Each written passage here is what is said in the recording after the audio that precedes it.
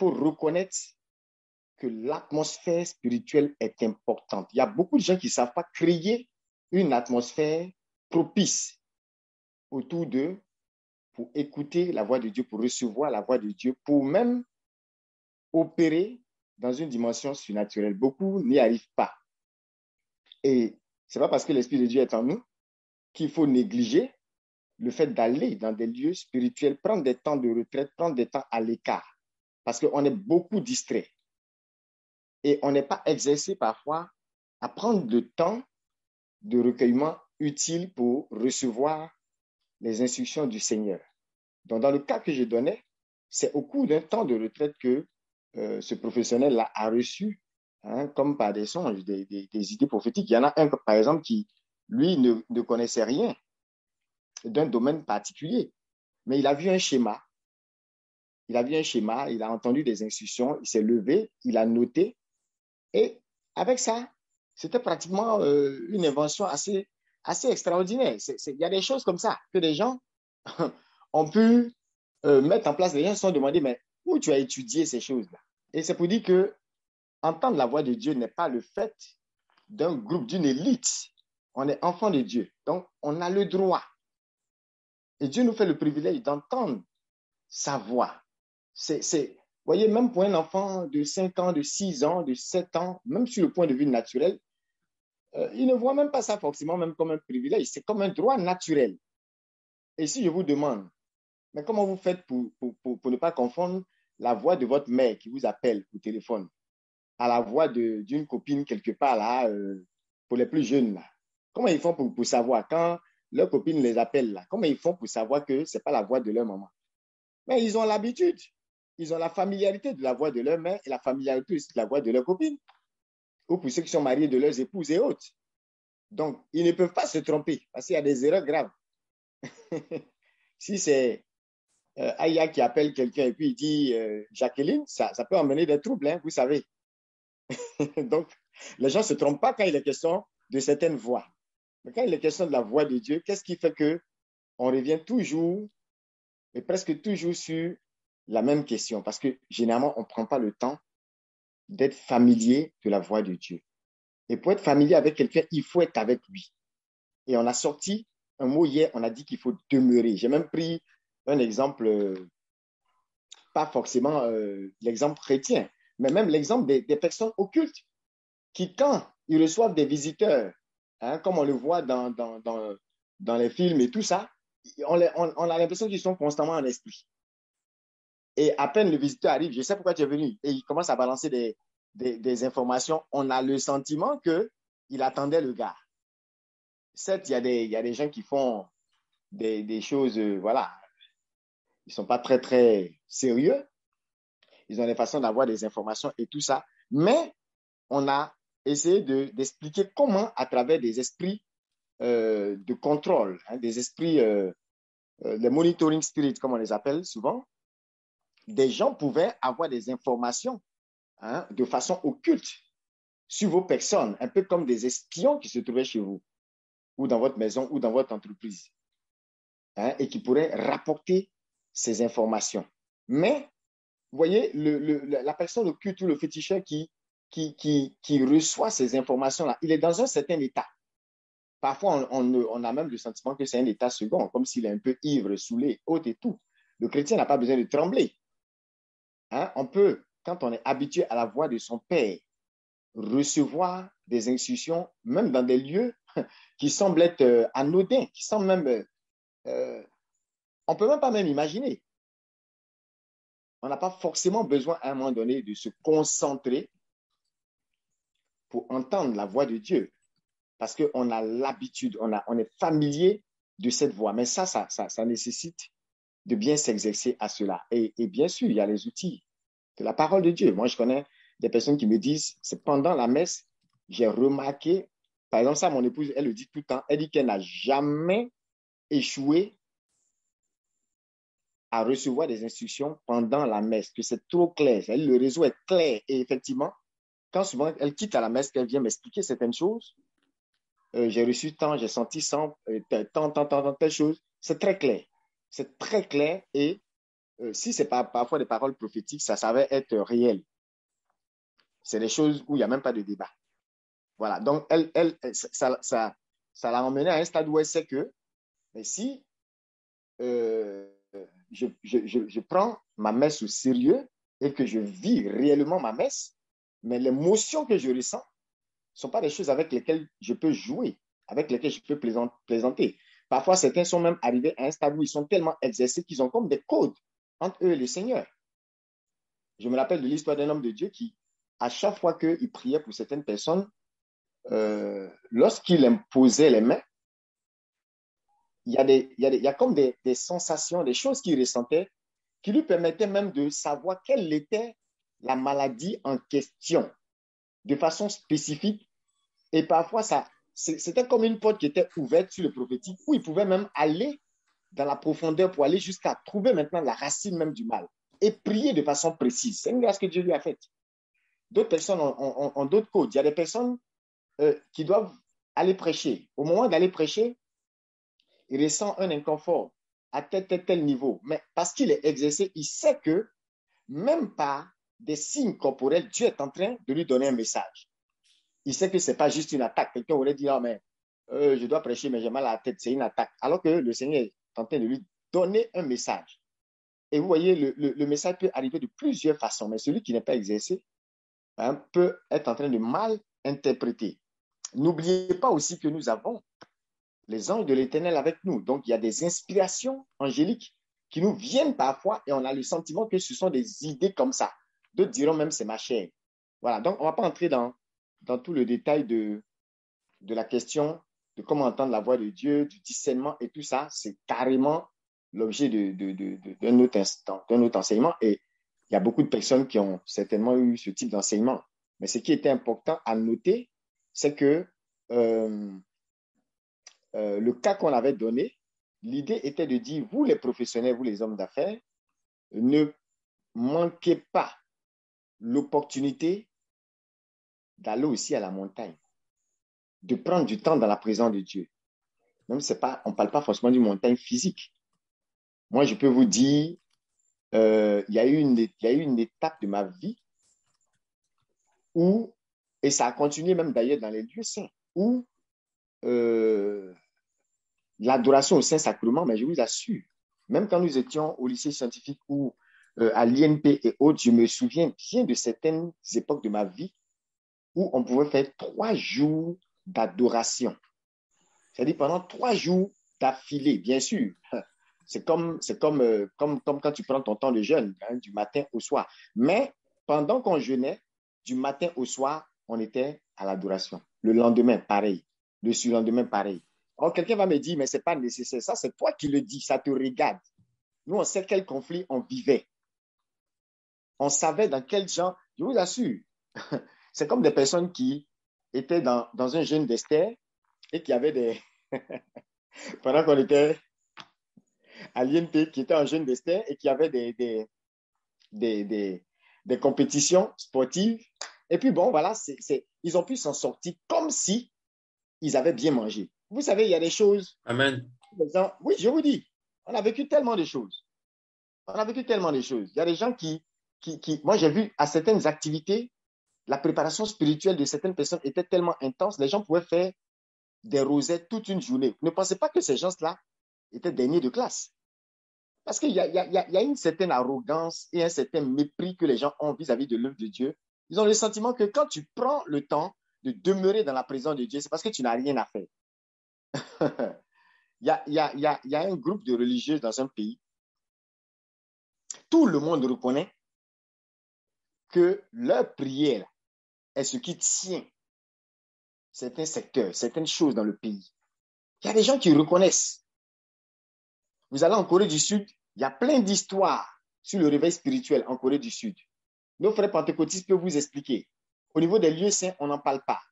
On a cette histoire de Saint François d'Assise qui a prié dans certains lieux, hein, qui étaient pratiquement des lieux déserts. Aujourd'hui, quand on raconte, les biographes racontent l'histoire de ces mêmes lieux, on vous dit, mais après la prière de Saint François d'Assise dans ce lieu est devenu pratiquement comme une ville prospère. Tout a commencé à fleurir là. Un coin qui était pratiquement comme un désert, pas fréquenté, une île perdue quelque part. Voyez, ce sont des réalités. J'ai toujours un problème avec ceux qui pensent que demeurer dans la présence de Dieu, c'est parce qu'on n'a pas grand-chose à faire ou c'est parce qu'on n'est pas très occupé. Et c'est pour ça qu'il faut faire très attention. Même si vous êtes des professionnels, vous êtes des hommes d'affaires, vous êtes occupés, comment, écoutez, demeurer dans la présence de Dieu, c'est quelque chose qui est non négociable. Parce que l'Esprit de Dieu est en vous. Personne ne dit le contraire. Mais comment est-ce que l'Esprit de Dieu est en chacun des enfants de Dieu et regardez ce qui se passe dans nos nations? Nous qui sommes celles de la terre, on n'a pas l'impression qu'on apporte de la saveur aux gens. Nous qui sommes lumière, les ténèbres nous dominent. Où est passé ce Saint-Esprit qui est en toi? Ou bien c'est un junior Saint-Esprit, comme demandait quelqu'un. Est-ce que le Saint-Esprit en vous, là, c'est un junior? C'est-à-dire qu'il y a un mini Saint-Esprit et puis il y a le Saint-Esprit que Jésus avait. C'est vrai, il y a la question de degré d'onction, il y a la question de la mesure de l'onction et tout ça. Mais écoutez, la présence de Dieu, c'est la présence de Dieu. Quand il est là, il est là. Et il ne sera pas là en faisant semblant d'être là ou pas. Non, Dieu est là où il n'est pas là. Quand il est présent, même le diable sait qu'il est présent. Vous comprenez? Donc l'idée, c'était vraiment d'insister au-delà même de la question des idées divines, c'est de dire, prenons le temps de poser des questions à notre papa. Il est prêt à nous répondre. Certaines personnes, tu les entends dire, moi, je ne maîtrise pas le côté prophétique, je n'entends pas la voix de Dieu. Et à des moments donnés, vous fouillez dans leur vie, ils se rendent compte qu'il y a des moments où ils se posaient certaines questions, ils ont posé les questions au Seigneur et ils ont eu des réponses précises, tantôt d'une façon, tantôt d'une autre. D'autres, c'est en lisant la parole de Dieu qu'une idée a jailli. Un jour, quelqu'un écoutait la prédication de son père spirituel. Il a entendu le gars le gars a pris un verset, un personnage biblique, il était en train de décrire. Et puis, le gars, il a commencé à avoir une idée par rapport à son business. C'est comme une voix qui lui disait, mais tu entends ça? Qu'est-ce qui te fait croire que le produit que tu vends dans ton quartier, là, on n'en a pas besoin à l'intérieur du pays? Et qu'est-ce qui te dit qu'on n'en a pas besoin hors du pays? C'est comme ça que le gars a commencé à avoir une multinationale. À partir d'une question qui lui est venue pendant qu'il écoutait une prédication, qui lui montrait que il n'était pas obligé de se contenter d'être un champion de quartier, mais qu'il pouvait être une star globale.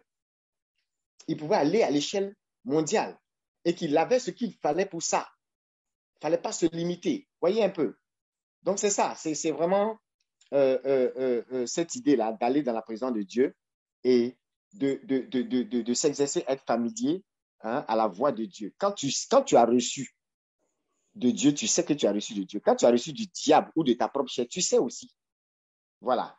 Donc, pour ce que Saint-Clair demandait, c'est un peu ça. Hein. Je vous exhorte en tout cas par rapport à cela, à souvent prendre des temps de retraite. Les temps de retraite, ce n'est pas juste pour honorer un lieu précis. Ce n'est pas juste parce que des gens ont besoin de 15 000 ou de 20 000 et qu'ils font une retraite. Ce n'est pas juste aussi parce qu'un lieu doit être rempli. C'est pour vous-même. Il faut prendre le temps dans la présence de Dieu. Moi, quand je vais dans les lieux saints, je vous assure, il y a énormément de choses que je reçois, je perçois. Parfois, quand je note, des années après, quand je regarde, je me demande, mais qui a écrit ça?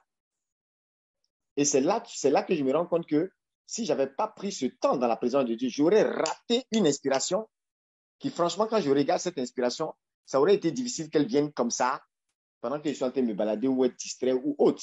Vous voyez? Et personnellement, j'ai fait plus de 30 lieux saints physiquement. Et ces 30 lieux saints, je ne les ai pas faits en groupe. C'est-à-dire, je pars comme si je pars en retraite pendant des jours. Je l'ai fait sur plusieurs années. C'est un enseigne que je n'ai pas vraiment senti. Mais quand je vais, ce n'est pas pour chercher à prêcher à qui que ce soit. Je n'ai personne à qui prêcher là-bas. Quand tu vois les moines là, tu regardes leur visage là, tu sais que si ces prédications-là, ils peuvent te prêcher jusqu'à prêcher à ta génération. Tu n'as rien à leur prouver. Ici, c'est miracle aussi. Ils n'ont pas besoin de faire démonstration.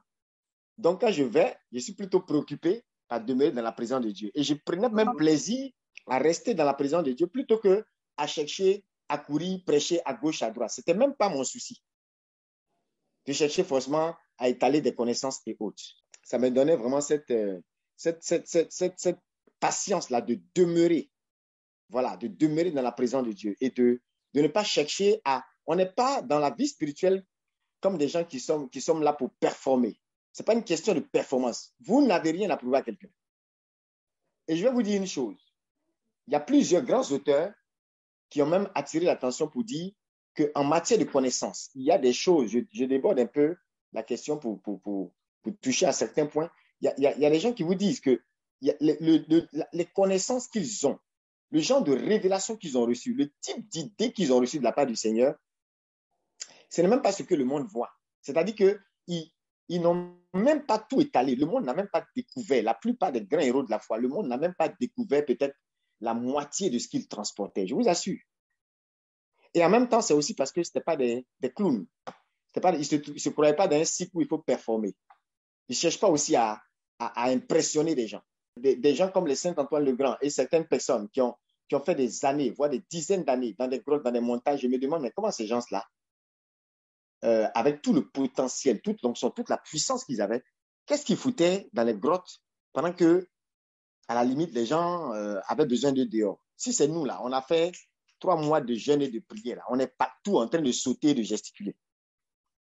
Donc, j'insiste, être professionnel, même avoir du succès professionnel, ne vous excuse pas par rapport à un problème de temps. Ça ne vous donne pas le droit de dire, je n'ai pas le temps.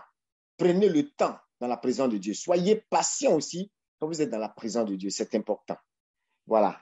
Que Dieu vous bénisse et que le Seigneur vous donne cette grâce-là de ne pas vous précipiter quand vous êtes avec lui, mais de laisser les choses descendre, de laisser les choses vous pénétrer au plus profond de votre être.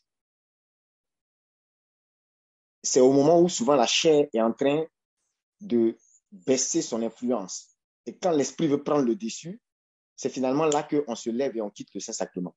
C'est là qu'on se lève et on quitte le temps de louange ou d'adoration. C'est là qu'on dit, ah, on m'a appelé, j'ai une affaire à régler, pendant que tu n'as même pas fini ton temps de recueillement.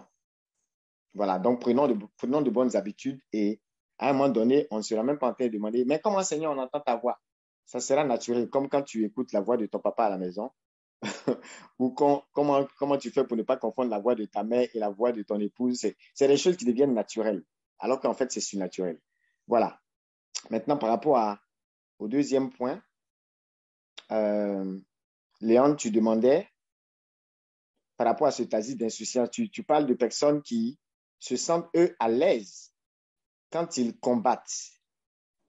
Parce que, par exemple, s'ils ont vu un gris-gris devant la porte de leur magasin, tant qu'ils n'ont pas invoqué tout le sang de l'agneau. Quelqu'un, une fois, nous entendait invoquer le sang de l'agneau quand on était étudiant. Et on a tellement, c'est-à-dire qu'on n'avait pas d'autre intention. Le jour là, on a pris l'intention. La seule intention, c'était sang de l'agneau, invocation du sang de l'agneau. Pendant combien d'heures? Donc après, il a provoqué les gens. Il dit, mais aujourd'hui, là, Jésus a anémie. Oh, vous avez fini tout son sang. Il le disait en plaisantant, mais ça montrait qu'il était marqué par le fait que pendant des heures, on était sur la seule intention. Là, il n'était pas chrétien, mais voilà. Il a été quelque part touché. Mais nous, on savait qu'on n'était pas en train de plaisanter. On savait à quel combat on faisait face étant étudiant, étant déjà dans une certaine préparation pour l'avenir et tout ça. On savait quel combat on vivait, les combats que nos camarades vivaient. On n'était pas là pour plaisanter. Voyez un peu. Et donc, cette notion de combattre, parce que, par exemple, quelqu'un voit un gris-gris devant sa porte, invoquer le sang de l'agneau, il va invoquer tout le sang, il va invoquer le feu, il va réclamer le piment de l'onction ou je ne sais quoi. Hein, comme on est très fort en Afrique, là, on a tous les ingrédients. On a piment de l'onction, on a ceci de l'onction, on a tous les ingrédients, mais pourtant Satan avance. Bon, ça montre que quelque part, il faut se poser la question, est-ce que ces personnes qui sont calmes dans leur coin, un peu comme je prenais l'exemple des moines, il y en a que je n'ai jamais vu sauter ou faire certaines gymnastiques. Et si vous remarquez dans les biographies de certains saints, parfois je cherche, il y a des moments où vous ne voyez pas ce qui ressemble à un certain style de prière de combat aujourd'hui. Il y a des biographies où vous prenez du début à la fin, c'est comme des lettres d'amour. C'est comme quelqu'un qui parle à son amoureux. Je ne sais pas si vous avez remarqué ça. C'est comme quelqu'un qui parle à son amoureux. Et pourtant, ces personnes-là étaient les plus efficaces dans le combat spirituel. Certes, ils avaient des prières, qui peuvent aujourd'hui s'apparenter à ce que nous avons comme des prières de combat, des prières de délivrance et tout ça. Mais la majorité de certains écrits, vous vous rendrez compte que le style même des écrits, là, il y a des types de prières là, où on dit retour à l'envoyeur, faya et tout. Il y a des prières même où vous ne voyez pas dedans. Et vous avez l'impression qu'ils ont passé leur vie comme des amoureux. Mais c'est ce que je disais hier. N'amplifions pas la présence de l'ennemi, amplifions la présence de notre Dieu et soyons plus conscients de la présence de l'ami que de la présence de l'ennemi. Parce que celui qui est pour nous compte plus. Celui qui est pour nous compte plus. Et lorsque vous avez une certaine amitié, écoutez, Dieu n'est pas un gamin. Quand vous avez une certaine amitié avec Dieu, il y a un niveau du combat spirituel où vous n'êtes pas en train de vous débattre. On vous parle des gens comme Saint Benoît. Quand Saint Benoît va quitter, si par exemple Saint Benoît est à Koumassi, que Saint Benoît est en mouvement, il dit qu'il est en train d'arriver à Yamoussoukro. Lui et un certain nombre de saints, de patriarches et autres, le simple mouvement, on dit le gars, il quitte Koumassi, il dit qu'il s'en va à Yamoussoukro. Les démons de Yamoussoukro déjà commencent à décamper. Est-ce qu'il est obligé donc, en arrivant là-bas, de commencer à invoquer tout le sang de l'agneau et de réclamer tout le feu? Déjà même son mouvement a fait décamper les forces ennemies. Mais la précision que j'ai eu à faire hier, c'est que pour qu'on arrive à ce stade-là, où on est comme dans un repos et où le combat spirituel se mène sans qu'on gesticule trop, il faut justement apprendre à perdurer dans la présence de Dieu, à demeurer dans la présence de Dieu jusqu'à ce que la chair, elle-même, elle puisse, c'est-à-dire, elle puisse quitter le chemin, ouvrir la voie. Parce qu'on est tombé aussi aujourd'hui dans la vie chrétienne.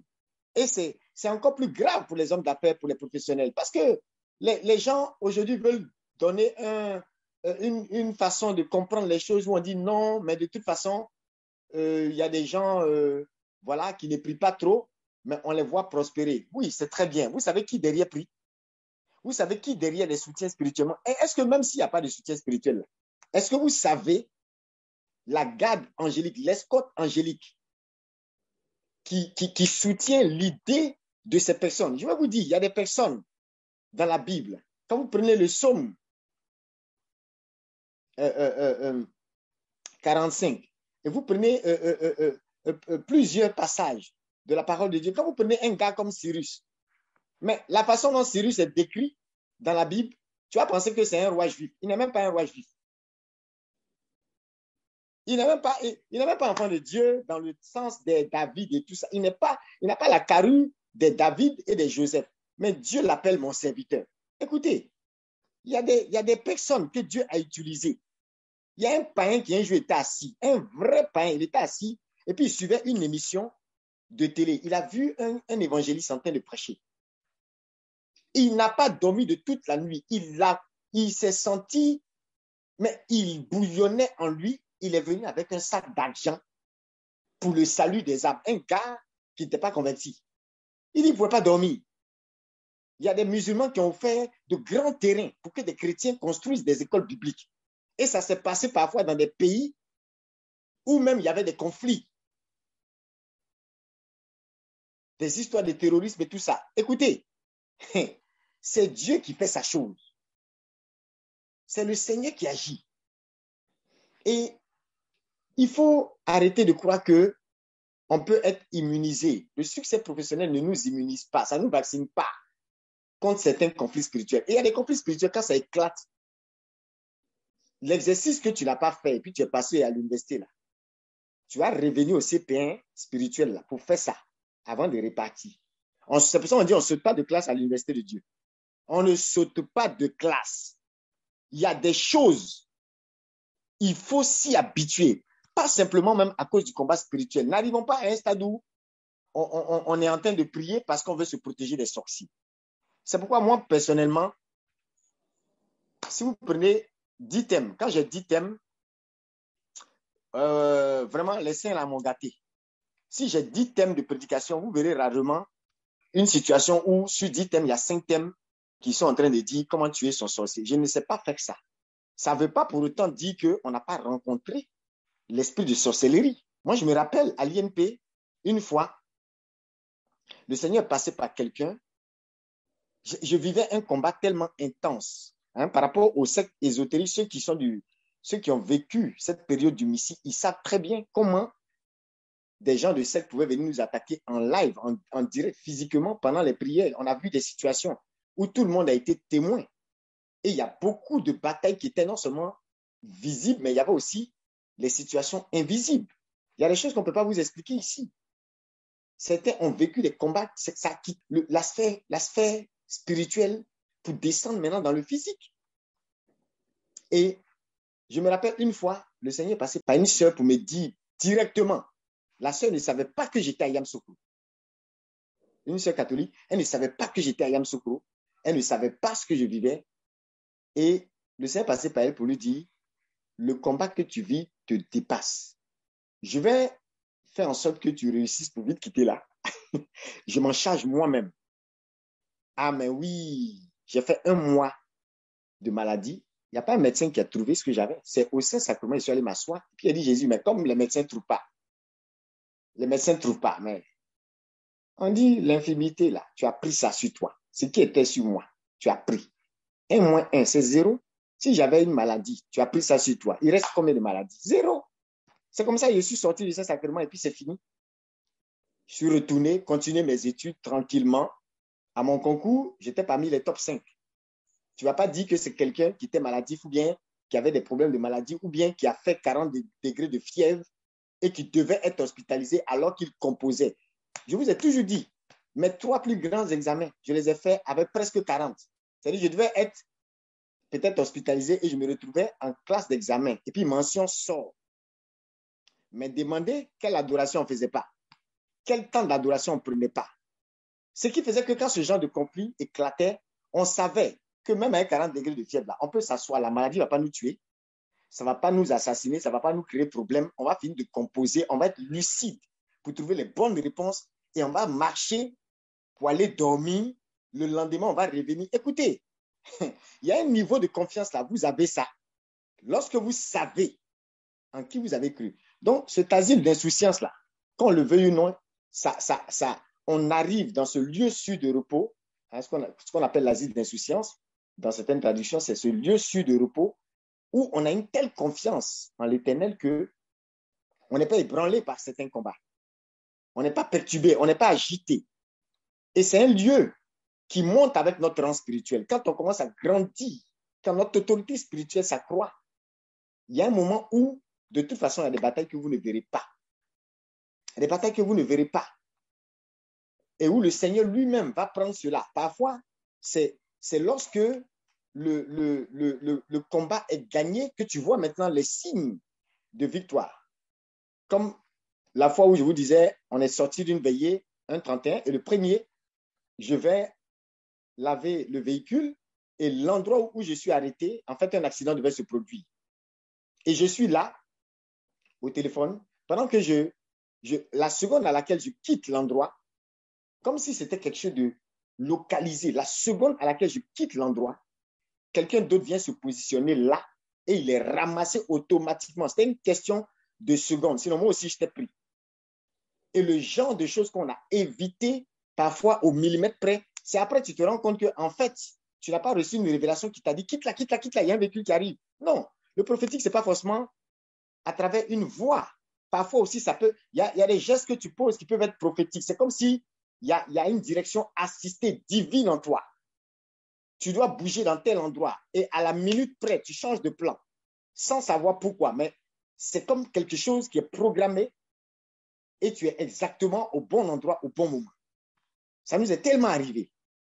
Mais tout ça pour dire, il n'est pas question de sauter pour sauter. Il n'est pas question de s'agiter pour s'agiter. Il n'est pas question d'invoquer le sang de l'agneau pour invoquer le sang de l'agneau. Il n'est pas question d'invoquer le feu pour invoquer le feu. Et je vais vous donner l'exemple de la petite fille qui chantait. Et quand elle disait Jésus est plus haut, Jésus est plus haut, ça irritait les sorciers. Quand ils ont mis leur tête, ils ont vu qu'il chantait, ils ont dit oh, c'est elle là.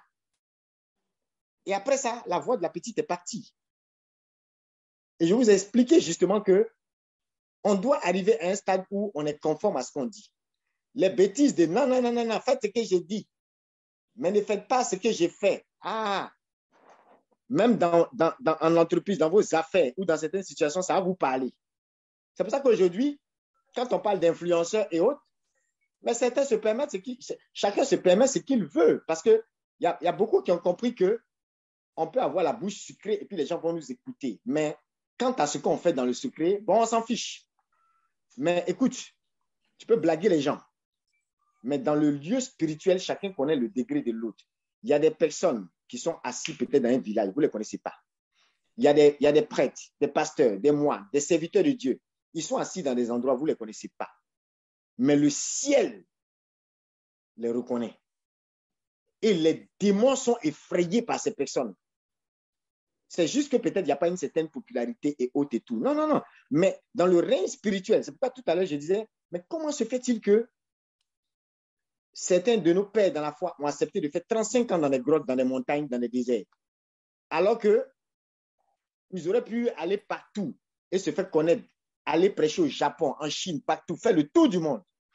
Mais en même temps, regardez, tout ce temps qu'ils ont passé dans le lieu secret, des siècles après, des générations après, leur nom est encore intact, leurs œuvres sont encore intactes, leurs congrégations sont les plus puissantes au monde. Leur impact spirituel, on en a. Il n'y a rien à dire. Toi-même qui n'as pas vécu avec eux, toi-même qui n'as pas été de leur siècle, parfois à leur invocation, des choses encore se passent. C'est pour dire, les amis, cette profondeur-là, on doit la rechercher. On doit la rechercher. On doit aller dans le lieu secret. On doit aller en profondeur. C'est vrai que pour les professionnels, vous me direz, c'est compliqué. Je suis passé par là. En tant que chef de groupe de produits en multinational, j'ai géré aussi plusieurs pays et non des moindres. On a géré aussi des budgets qui étaient équivalents à plusieurs milliards. On a fait des chiffres d'affaires aussi qui vraiment peuvent tourner la tête. On a atteint aussi des records en entreprise. Ça ne nous empêchait pas de fléchir le genou. C'est pourquoi j'ai insisté hier pour dire, vous ne pouvez pas avoir idée des personnes, de la consécration de certaines personnes. Il y a des gens où je vous parle. Léon, j'ai fini ta question, hein. Je suis déjà dans le sujet. Donc, je vous dis, hein, moi, je connais des personnes. Hein, aujourd'hui, là, quand on dit des personnes doivent avoir, c'est-à-dire ils ont une alliance avec le Seigneur. Vous les voyez comme ça, ce sont vos camarades dans la vie professionnelle. Vous les voyez, ah, ça, c'est mon DG et autres, mais vous ne connaissez pas leur alliance. Certaines personnes, je ne parle même pas des gens qui sont dans les sectes et autres, parce qu'on a toujours l'impression que pour arriver à un certain stade, c'est les sectes, c'est ceci, c'est cela. Moi, je vous dis, des personnes que je connais, il y a des gens, eux là, leur cheval de bataille, là, c'est la Bible. Ils ne peuvent pas supporter de voir des gens sans Bible. Ils peuvent distribuer des centaines, voire des milliers de Bibles. Quelque chose que ça va leur coûter. Et Dieu leur donne toujours la multitude de personnes et des Bibles. N'attendons pas les Américains. N'attendons pas des Américains. N'attendons pas des sociétés bibliques missionnaires. Pourquoi toi aussi tu ne peux pas être derrière une société biblique? Pourquoi tu ne peux pas être aussi un actionnaire? Hein? Pourquoi pas? Et allez regarder souvent l'histoire derrière ces grands missionnaires. Les grands œuvres missionnaires, vous savez que ça nécessite beaucoup de financement.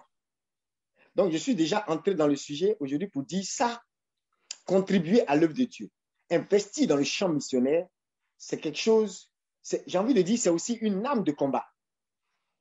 Tu vois, donc, Léon, si je reviens même sur le point que tu as posé, il y a des gens, hein, vous allez m'excuser, mais il y a des gens qui sont frustrés parce que c'est quel jeûne ils n'ont pas fait? 30 jours, 40 jours. C'est quel genre de neuvaine ils n'ont pas fait? C'est quel genre de prière ils n'ont pas fait? Mais à des moments donnés, vous voyez quelqu'un, vous avez le sentiment qu'il ne prie pas beaucoup. Mais le gars, il a une petite alliance cachée.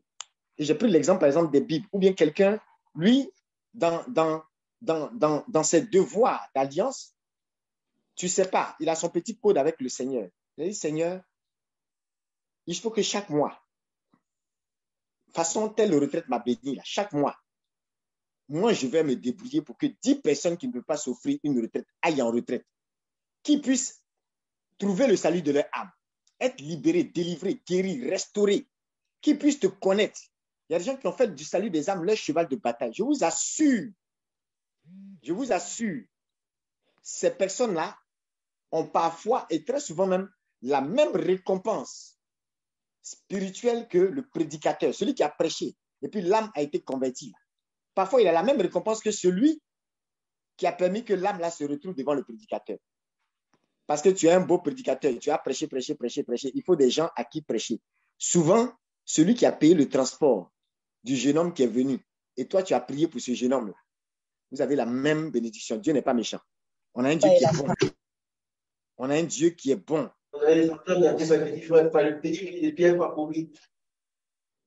On a un Dieu qui est bon. Et il faut vraiment que vous puissiez réaliser que lorsque vous êtes dans le combat spirituel, tout ne se résume pas à des actions d'invocation ou des prières ou non, même le poids de votre parole lorsque vous priez. Parfois, il y a un backup, il y a un fondement qui donne du poids à certaines paroles. Et on va lire pour cela ce que Job disait. Si quelqu'un a sa Bible, vous pouvez ouvrir dans le livre de Job au chapitre 29. Je vais vous donner l'exemple de Job. Et vous allez voir une chose. Job dit quoi? Au verset 7, regardez ce que Job disait. Et comprenez, on sait tous que Job était un grand homme.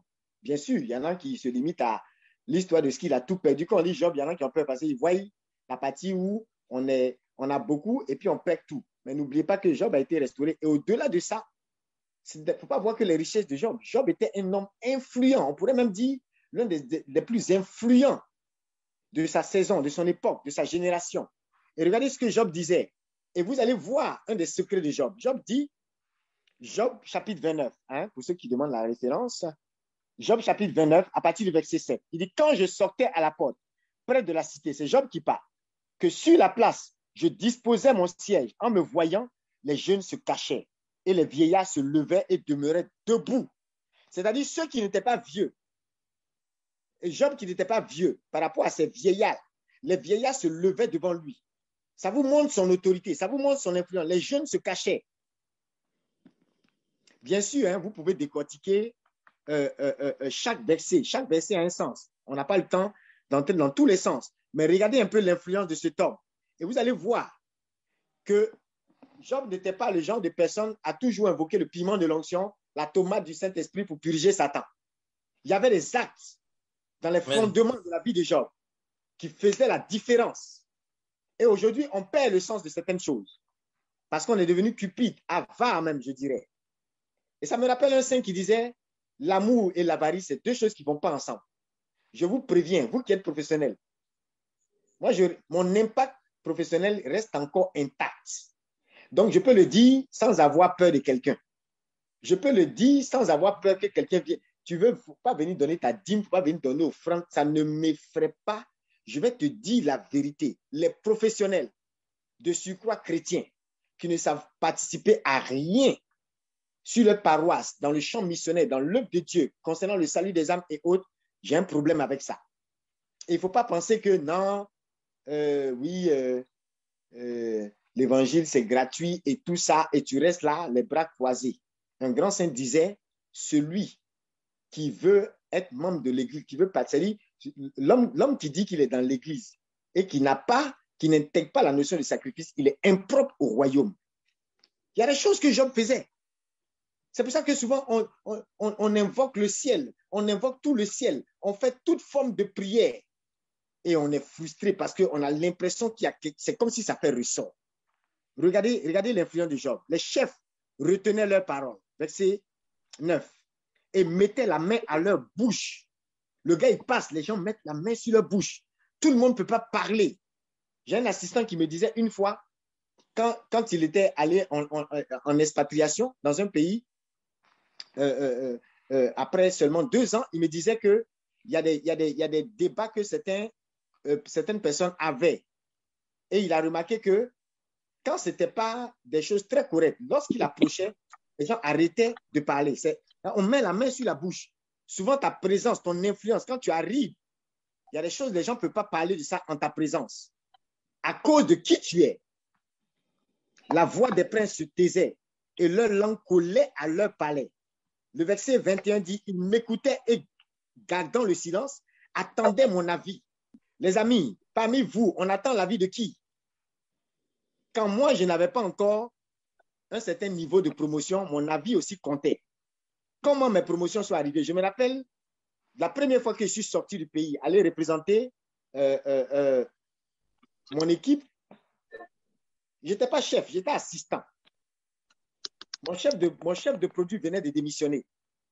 Et puis, je me rappelle que l'équipe régionale, ils ont lancé une boutade du genre, ah, ce pays-là, il y a un lack of leadership. Parce que, bon, les gens démissionnaient, il n'y avait pas de... C'est comme si... Et puis, bon, nous qui étions là, on était comme des novices. Et il y a quelqu'un qui a dit là-bas, parmi les chefs là-bas, qu'il y a un lack of leadership. Mais en 2 temps, 3 mouvements, le leader est sorti. Le leader est sorti. Amen. Je suis allé représenter le pays à différents workshops à l'international et c'est devenu comme une routine. C'est devenu comme une routine. J'ai fait des workshops en Turquie, business class.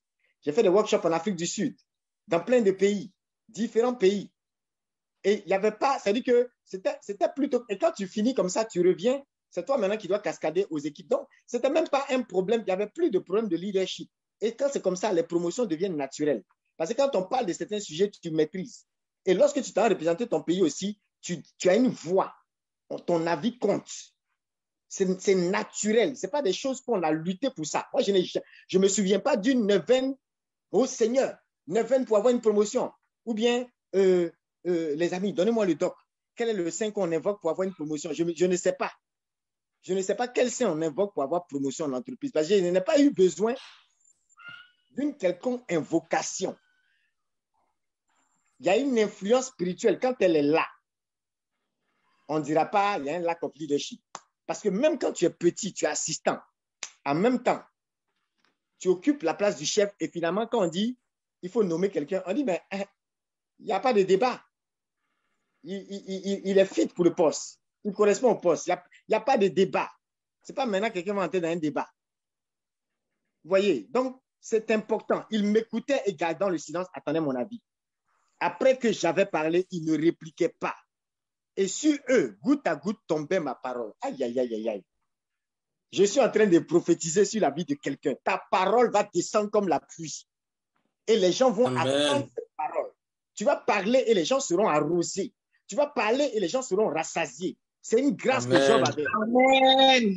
On voit Job, il avait beaucoup d'argent, il avait beaucoup de ceci, il a perdu. Il y a des paroles là, ça arrive comme une pluie. Et regardez, la pluie est intense. Elle peut arriver comme un torrent. Mais Job dit, les gens l'attendaient goutte à goutte. C'est-à-dire, tu es débordant, mais les gens attendent chaque goutte. Ils savourent dans tes paroles chaque goutte. Ils m'attendaient comme la pluie. Ils ouvraient leur bouche à l'ondée du printemps. Si je leur souriais, ils n'osaient y croire. Ah! Barbosa m'a souri aujourd'hui. Hey! Jacqueline m'a salué. Je lave pas ma main.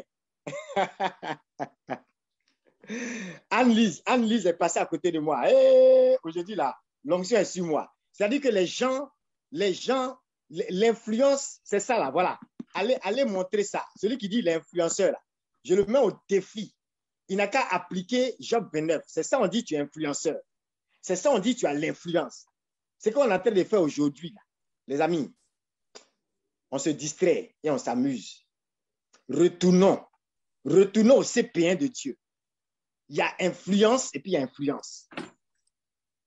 Si je leur souriais, ils n'osaient y croire. Hey! Job m'a montré ses dents. Hey! Et de la lumière de mon visage, il ne laissait rien perdre. Il y a des gens, vous passez, votre visage est fermé, votre visage est serré. Les enfants même vous voient même, on dit cacamoun. Aïe! Où est l'onction? Où est la lumière de ton visage? Où est la lumière de ton visage? Je suis en train de vous donner les vrais secrets de l'influence. C'est ça. Quand on dit un homme avait une renommée, quand on dit sa renommée le précédait, le suivait, l'accompagnait, quand on parle de Job comme étant l'un des hommes les plus grands de sa zone, c'est ça. La lumière de mon visage, il ne laissait rien perdre. De la lumière de mon visage, il ne laissait rien perdre. À quel moment est-ce que vous allez illuminer les visages assombris? Quand des gens sont là, qu'ils ont faim, et que cela attriste, rend leur visage sombre. À quel moment est-ce que vous allez illuminer leur visage? C'est là que vous allez découvrir que la raison pour laquelle quelqu'un qui a faim et qui voit Job sourire, il est automatiquement heureux, c'est que quelque part aussi, vous allez découvrir dans les versets qui suivent que Job est celui qui est capable de donner à manger à l'orphelin qui a faim. Parce que pour que tu puisses regarder quelqu'un et puis la lumière de ton visage puisse briller sur ton collègue, puisse illuminer même le visage de ton patron, il y a quelque chose, il y a des actes en toi, il y a un style de vie que tu dois transporter qui donne de la consistance même à ton visage ou à tes paroles. Et on va découvrir ça tout à l'heure. Il dit, je choisissais leur route et siégeais à leur tête. Et je m'installais comme un roi dans sa troupe. Et où je les conduisais, ils se laissaient mener. Aïe, c'est ça, on dit leadership. C'est ça, on dit leadership. Là où tu conduis le peuple se laisse mener. Mais aujourd'hui, comme on dit, on a les leaders qu'on mérite. Parfois, on est arrivé dans nos pays à des mauvaises destinations. Pourquoi? Parce qu'on s'est laissé mener là où on n'aurait jamais dû se laisser mener. Mais voilà des gens qui peuvent même fermer les yeux et puis marcher derrière Job parce qu'ils savent que Job ne va jamais être cet aveugle qui conduit un autre aveugle. On dit dans la parole de Dieu que l'aveugle conduit un autre aveugle, les deux vont tomber dans un trou. Job dit, oui, l'oreille qui m'entendait me proclamait heureux et l'œil qui me voyait me rendait témoignage. Je déclare ça sur la vie de quelqu'un qui m'écoute. Je déclare ça sur la vie de quelqu'un qui va influencer la Côte d'Ivoire, la France, les États-Unis. Je déclare ça sur la vie de quelqu'un dont l'influence sera authentique. Quelqu'un qui ne sera pas de la génération de faites ce que je dis, mais ne faites pas ce que je fais. Tu sors de cette génération au nom de Jésus. Amen. Et tes paroles deviennent comme tes actions.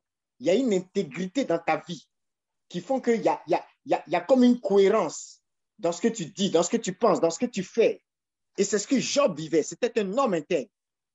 Et la Bible dit au verset 11, voici ce que la Bible dit du chapitre 29.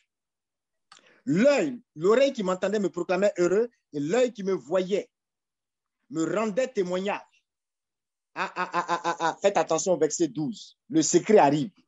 Car je sauvais le pauvre qui implore et l'orphelin sans appui. Écoutez, après peut-être les grands exégètes, les grands biblistes, les théologiens peuvent décortiquer.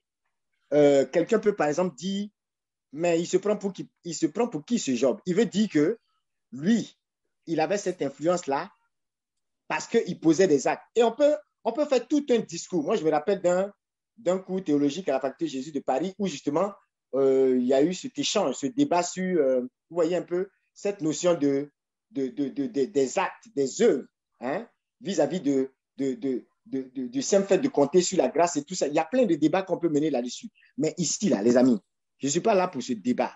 On peut faire ça une autre fois. Mais ce que je suis en train de dire, Job dit, toute l'influence que vous avez vue se manifester dans ma vie, moi, Job, je sais que c'est parce que je sauvais le pauvre qui implore et l'orphelin sans appui.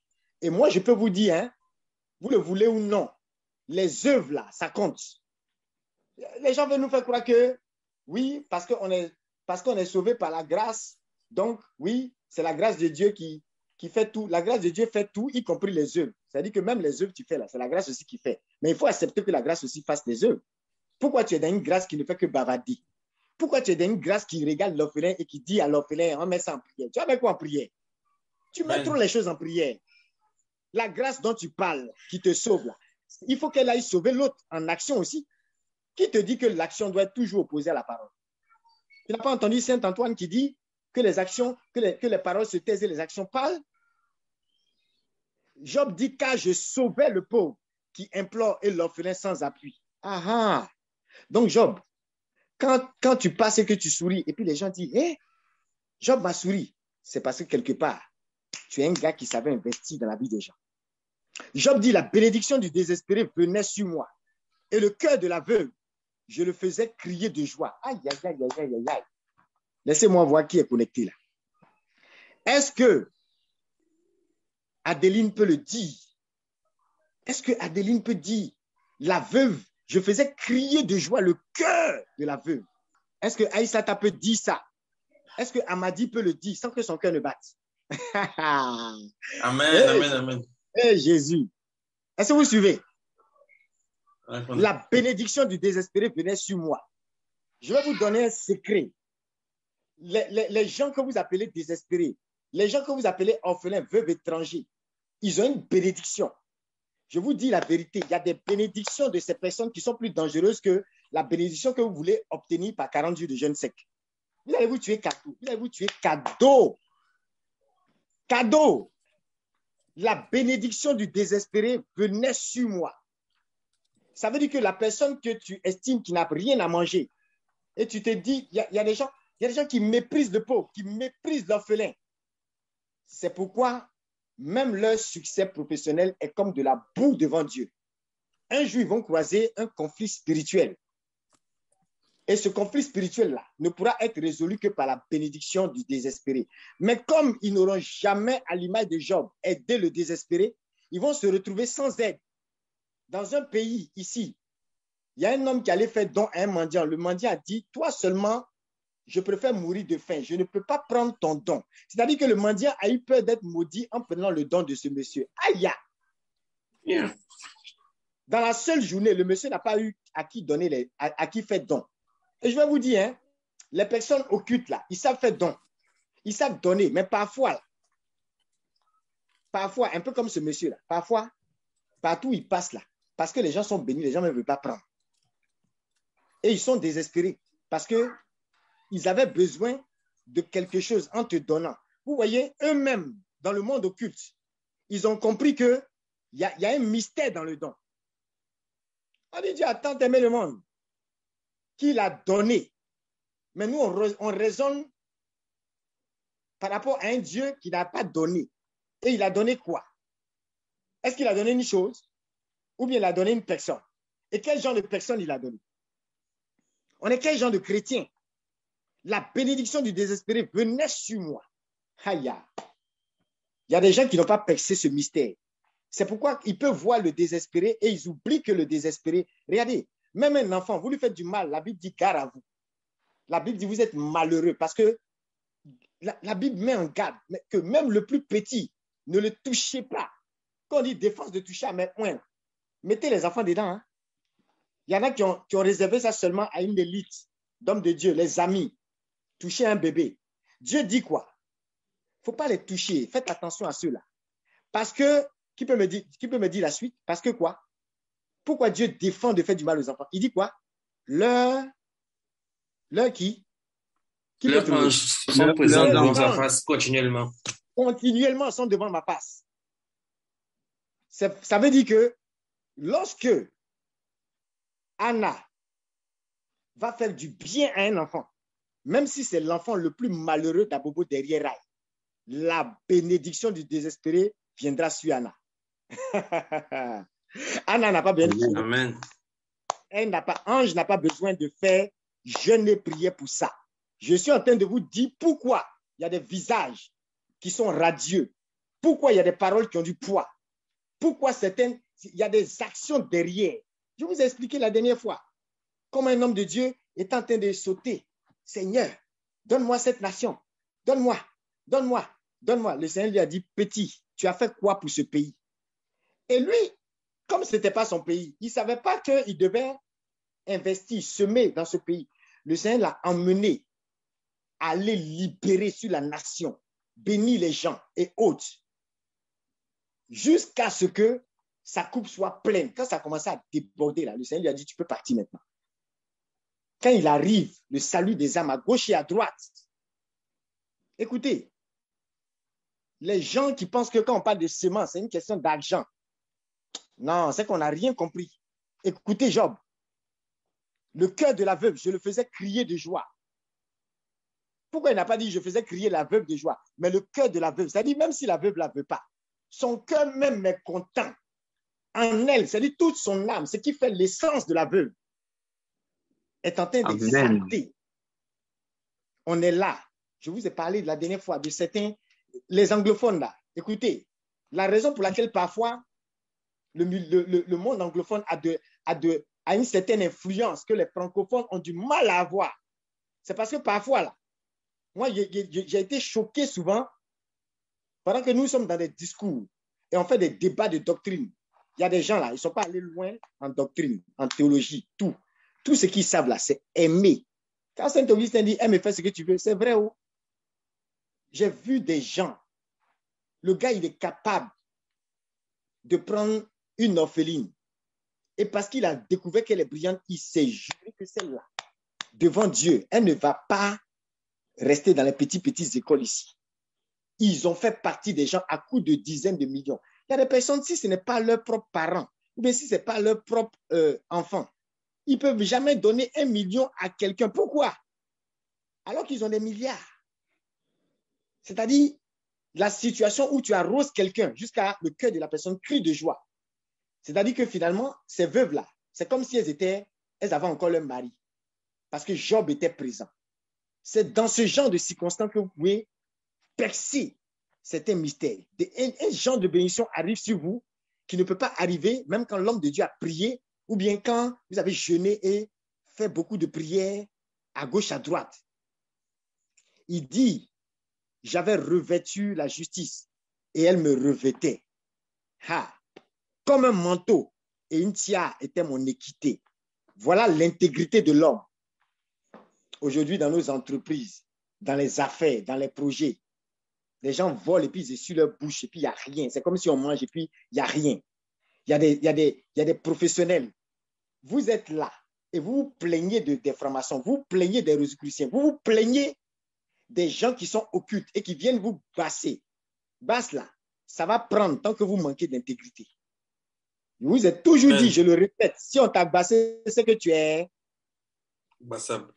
bassable. Bassable. C'est que tu es absolument bassable. Sinon, il y a des sorciers là, ils connaissent les adresses de chacun. Il y a des rayons, quand ils passent, ils savent que la dernière fois, le cousin sorcier est passé là, ils ont fait sa fête. Donc, ils ne passent pas dans certains rayons. Pourquoi toujours c'est toi qui es en train d'accuser les sectes? Non, tu es tellement conscient de leur présence. Pourquoi? Parce qu'ils t'ont dominé. Et pourquoi ils t'ont dominé? J'avais revêtu la justice et elle me revêtait. Je vais vous dire une chose, hein. Il y a des sectes aujourd'hui. Hein? Je vais vous dire, il y a des sectes aujourd'hui. Quand certains sont dans ces sectes ou bien dans ces mouvements occultes, là, est-ce que vous savez qu'il y a un homme qui, quand il s'est converti, il a témoigné. C'est-à-dire qu'il disait que plus, par exemple, il entrait dans des relations sexuelles impures, plus il devenait puissant. Et nous tous, on sait que c'est parce que dans ces relations-là, il tirait le sang de ses victimes. Mais elles n'imaginaient pas être victimes. Il savait qu'il y avait un échange de sang. Il savait qu'il y avait un échange de vie. Et lui, il sait ce qu'il sème en ces personnes et ce que ces personnes sèment en... Il sait ce qu'il tire comme vertu. Il sait ce qu'il tire comme vertu. Une jeune fille, après sa conversion, elle m'a donné le témoignage personnel. Elle dit qu'aujourd'hui, après sa conversion, les camarades avec qui elle a travaillé dans zone 4, lorsque elle vivait une vie de débauche, elle dit qu'aujourd'hui, là, étant chrétienne, elle arrive à discerner qu'il y en a qu'elle voit et que même quand elle était dans le monde et qu'elle faisait des basses, des choses comme ça, elle arrivait même parfois à voir. Les filles qui parmi elles étaient déjà utilisées, celles dont ils avaient déjà pris l'étoile, elles-mêmes, elles arrivaient à reconnaître. Elle dit jusqu'à présent, aujourd'hui, il y en a, quand elle voit elle voit une jeune fille passer, elle sait que celle-là, elle a déjà été utilisée. Il n'y a plus rien en elle. Zéro. Elle est morte. C'est ça la Bible dit, mort quoique vivant. Il y a des gens qui passent comme ça, ils sont déjà morts. Les gens ont tout vidé, tout vidé. Et des personnes qui ont vécu ces choses-là nous ont donné le témoin personnellement. Ce n'est pas des choses avec lesquelles on peut plaisanter. Donc aujourd'hui, quelqu'un va faire un appel d'offres, quelqu'un veut avoir de grandes affaires, quelqu'un veut avoir une certaine prospérité. Non, tu veux bâtir un empire. Non, Seigneur, donne-moi l'onction pour bâtir quelque chose de la dimension de Coca-Cola. Et pendant ce temps, tu oublies que les sectes, les gens pouvoir occulte avec qui tu es en compétition, là, eux là, chez eux, c'est permis de sortir avec 50 000 copines. Il y en a même, c'est ça qui leur donne le pouvoir. Mais toi, chez toi, ce n'est pas permis parce que tu sais que tu as un Dieu qui est saint. Nous tous, on lutte pour résister au péché, mais la Bible nous dit de résister jusqu'au sang. Et la raison pour laquelle beaucoup de chrétiens sont comme assassinés dans leurs rêves, sont comme détruits à la base, sont comme étouffés. Ils ne peuvent même pas se lever.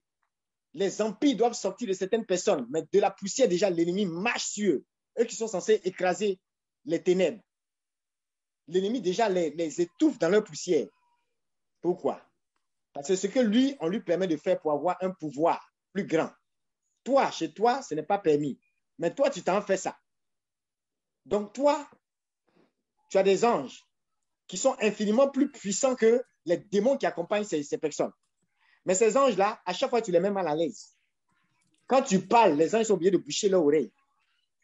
Lorsque tu ouvres tes yeux, les anges même disent, mais qu'est-ce qu'ils regardent, le petit? À minuit, tu es devant ta télé. Les anges même sont obligés de fermer leurs yeux. En même temps, ils doivent te protéger. Donc, ils sont là, et puis ils ferment leurs yeux. Comme ce gars-là, il y a une histoire qu'on prend pour s'amuser. On parle d'un aveugle. Il était là. Oh, Dieu guéris-moi. Dieu guéris-moi. Et on dit le jour où le Seigneur a ouvert, bon, c'est une petite anecdote pour plaisanter. On dit le jour où le Seigneur a ouvert les yeux, il y a une jeune dame qui passait. Quand le Seigneur a ouvert ses yeux, malheureusement pour lui, je ne sais pas si c'est heureusement, la jeune dame était dans son rayon. Donc, la première chose qui est sortie de sa bouche, poitate. Qu'est-ce qu'il a vu, le frère? Et puis il dit poitate. Et la dame s'est retournée. En même temps, tu entends poitate. Il a vu quoi, le frère? On dit en même temps, Dieu a fermé ses yeux. Parce que si tu as vu patate, après tu vas voir banane, après tu vas tout voir. Tu vas voir tous les légumes et tous les fruits. C'est-à-dire qu'il a oublié même que ses yeux étaient fermés. Quand ça s'est ouvert, au lieu de dire merci à Dieu. C'est une femme qui passe.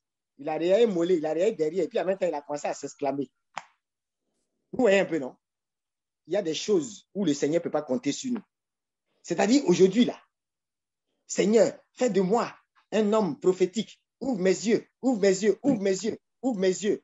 Maintenant, Dieu te montre quelque chose que ton collègue a fait. Et puis, tu t'en prends pilon. Tu dis, ah bon? Donc, c'est moi. C'est ce que tu veux me faire. Et toi, maintenant, tu entres dans le physique. Donc, pourquoi Dieu t'a montré? La chose que le Seigneur t'a montré dans l'invisible, là, toi, tu veux faire règlement de compte. Je vous assure, il y a des personnes, s'ils avaient certaines grâces prophétiques, Georgette rit, il y a des gens, s'ils avaient certaines grâces prophétiques, règlement de compte, ils allaient faire. Vous n'allez pas voir dedans. Donc, Dieu même va fermer l'oreille, là. Vite fait, vite fait. Donc, les amis, je vous en prie, on n'a qu'à lutter jusqu'au sang. Je vous en supplie. Il y a un niveau, on a perdu ces professionnels-là, ces hommes d'affaires. On a perdu une génération capable de dire à des jeunes filles qui viennent demander des stages, de dire on vous donne ce stage sans arrière-pensée. Tu n'as même pas besoin de parler. Il fut une période où j'écoutais un certain nombre de jeunes filles sur 10 qui pouvaient passer et qui étaient en quête d'emploi. Il y a pratiquement 8 qui avaient été victimes d'harcèlement sexuel au boulot, des gens qui étaient en train de... C'est-à-dire, je ne sais pas quoi, à cause de ça, mais les gens sont malades souvent. Les gens sont vraiment malades. On a une société qui a besoin d'être guérie. Et parfois, je regarde même, c'est quel genre de stage? Il n'y a même pas bonne prime dedans. Il n'y a même pas bonne prime dedans. Nous-mêmes, nos jeunes sœurs qui sont ici, dans mon refuge, même prime de stage là, si elles n'ont rien eu, c'est 35 000. Elles sont prises en compte. Nourriture, transport, frais de santé, tout. On n'a pas besoin de... Ce n'est pas tout, on dit sur Facebook. Et pendant ce temps, pendant qu'elles travaillent, elles se forment en même temps. On fait venir des personnes d'un certain niveau, même pendant ces vacances où ils vous parlent. Il y en a qui sont là en train de se former. Souvent, quand tu vas prendre ton cahier, tu vas regarder là. Si tu as la foi, quand un jour tu vas faire le calcul, tu vas voir que millions est déjà sorti, plusieurs millions sont déjà sortis. Demandez à Linda, demandez au Evra, combien ils ont mis dans ces affaires-là. Et ça, ce n'est pas des gens qu'on connaît, ce n'est pas des gens de nos familles. Les amis, arrêtons nos histoires. Arrêtons nos histoires. On a quel problème? Et demain, on est là, on veut faire des grandes prières. On veut faire des grandes prières. On veut se jouer les grands hommes d'affaires. Moi, je ne respecte pas quelqu'un qui se joue homme d'affaires influent et qui n'est pas capable de donner un simple stage à quelqu'un. Tu n'es pas capable de bâtir quelqu'un depuis sa poussière pour la mettre à la table des rois sans chercher quelque chose derrière. Arrêtons ça. C'est ça que Job est en train de vous dire. Que la raison de mon influence, la raison de mon impact, c'est que je considérais le désespéré, la veuve. Je me revêtais de justice. Je ne suis pas en train de dire à quelqu'un qu'il ne réussira que par les œuvres. Je ne suis pas en train de dire à quelqu'un que la grâce ne compte pas. Mais je suis en train de dire, à force de se dire que oui, c'est la grâce, c'est la grâce, c'est la grâce, et qu'on n'a pas besoin d'œuvres, on est tombé dans autre chose. On est tombé dans autre chose. Pourtant, regardez la vie de nos saints. Regardez la vie de nos saints. Moi, quand je lis souvent la vie de Saint François, je dis, mais le gars là, il a quel problème? On dit fête de Saint-Michel. En l'honneur de Saint-Michel, Saint François fait 40 jours de jeûne. Aïe! En l'honneur de la Vierge Marie, il va faire encore 40 jours de jeûne.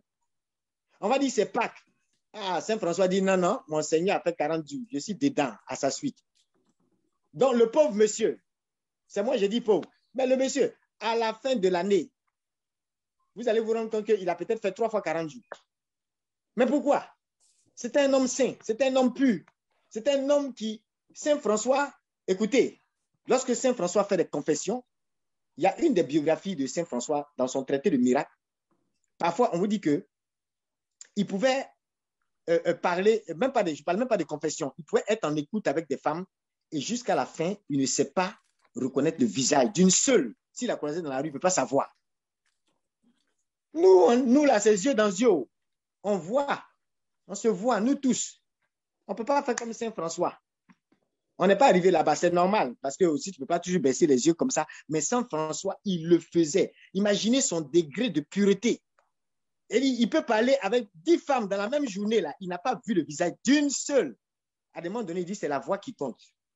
Tu n'as pas besoin de voir mon visage même. Je me rappelle, une fois, je suis allé dans un lieu saint, je voulais faire un don, et c'était des religieuses, et il y avait une petite caisse là, la caisse tourne. C'est même pas une caisse. C'est-à-dire, c'est comme si elle est derrière, vous voyez, elle est derrière une petite fenêtre là, et puis la fenêtre là tourne. Et puis, ce que tu veux donner là, tu mets, ça tourne, et puis tu attends merci, et puis c'est fini. Je me suis marié, j'ai souri, j'ai dit, c'est-à-dire que même visage là, tu ne vois pas. Tu ne vois pas. Elle-même, elle ne voit pas ton visage. Une congrégation perdue quelque part dans je ne sais pas si c'était à Villa, chez Thérèse d'Avila, là-bas, à un point. Mais, non, il n'y a pas tant de causeries. Il y a d'autres là, tu peux causer avec eux, mais il y a des gens là, tu n'as pas tant de causeries. Je vous dis, malgré sa pureté, Saint François se sacrifiait. Pourquoi aujourd'hui, on pense pouvoir bâtir des empires solides et en même temps, on est dans le même péché que les autres. Imaginez Joseph. S'il voulait se jouer les chisos de la femme de Potiphar, on ne serait pas en train de parler d'un Joseph, premier ministre de Pharaon. Amen. Il a le manteau de l'esclave. C'est ce qui a fait qu'il a porté un manteau de premier ministre. Nous, on ne veut pas mentir, on ne veut pas laisser notre manteau d'esclave. C'est pourquoi le manteau de la royauté a du mal à nous revêtir. Et regardez ce que Job dit. Job dit, j'avais revêtu la justice et elle me revêtait. Il y a une justice quand tu la revêts. Toi-même, tu es revêtu de l'honneur de Dieu. J'étais les yeux de l'aveugle et les pieds du boiteux.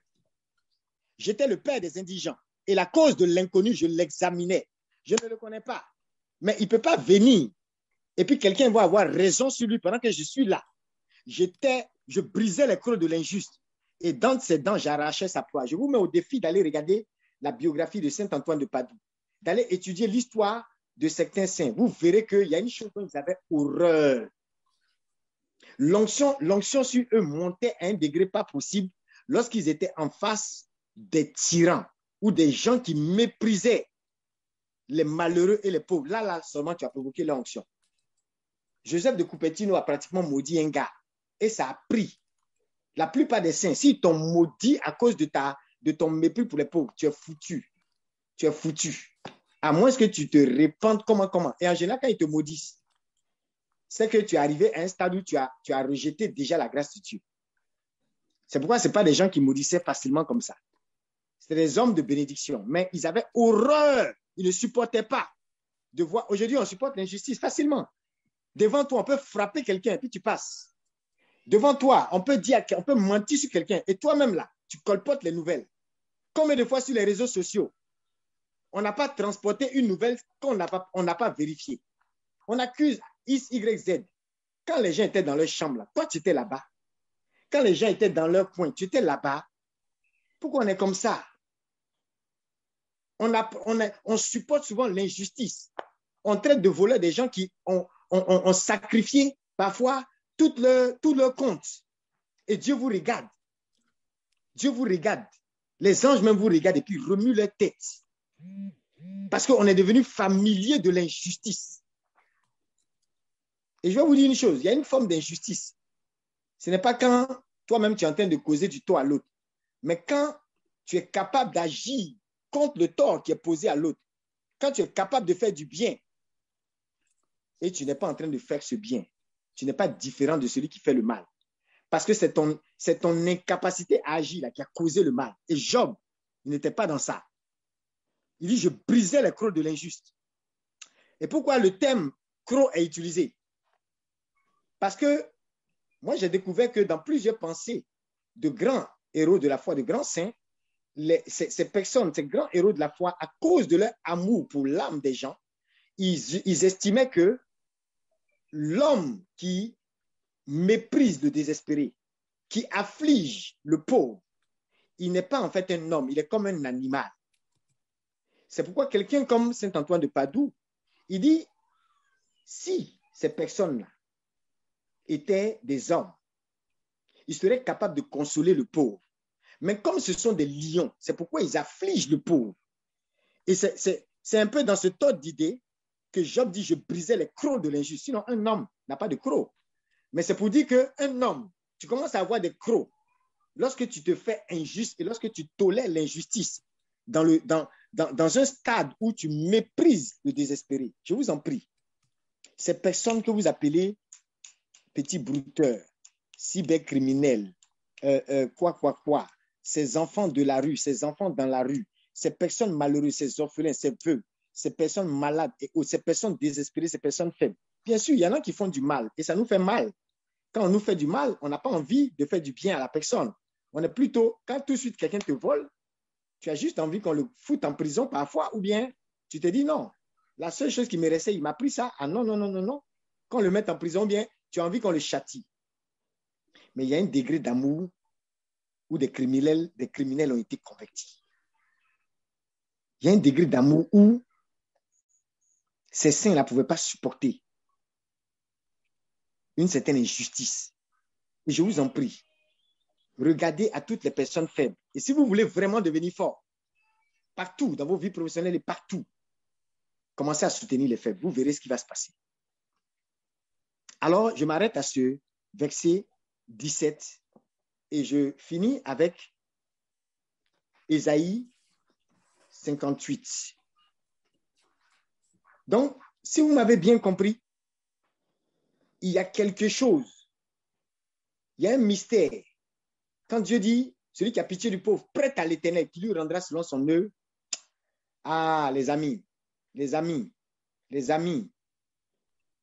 vous ne pouvez pas imaginer. Certains ne voient pas le lien. Mais comment le fait d'avoir pitié du pauvre est une arme? Quand je fais face à des combats spirituels dans mes affaires, dans mes entreprises.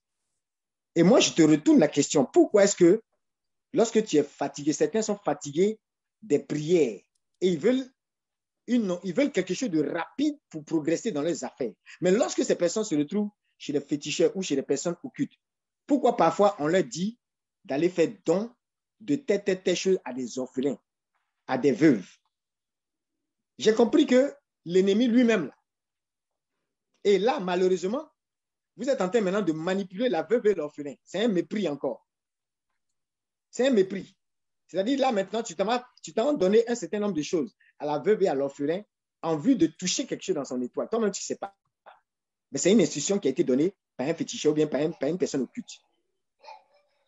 Et en fait, c'est pour te dire qu'eux-mêmes, ils savent que ces personnes ont quelque chose. Et que même les anges gardiens de ces personnes-là ne seront pas, ne peuvent pas être insensibles au bien que tu leur fais. Mais ce bien-là, tu dois le faire dans le Seigneur. Et non pas en vue de rechercher toi-même une promotion. Arrêtons ça. Arrêtons ça. Et beaucoup de personnes que vous voyez qui refusent de se sacrifier dans l'œuvre de Dieu, qui refusent de donner de leur temps, de leurs ressources, de leur énergie, de leurs idées, de leurs compétences au service de l'œuvre de Dieu, les mêmes quand c'est chaud. Il y en a qui se retrouvent finalement dans des situations où ils sont face à des personnes qui ne sont pas spirituelles ou qui ne sont pas du tout chrétiens et qui leur disent maintenant d'aller faire telle chose, d'aller faire telle chose, d'aller faire telle chose, aller envoyer tel mouton, tel bœuf, tel ci, tel ça. Et finalement, tu te retrouves en train de sacrifier ce que tu ne voulais pas sacrifier.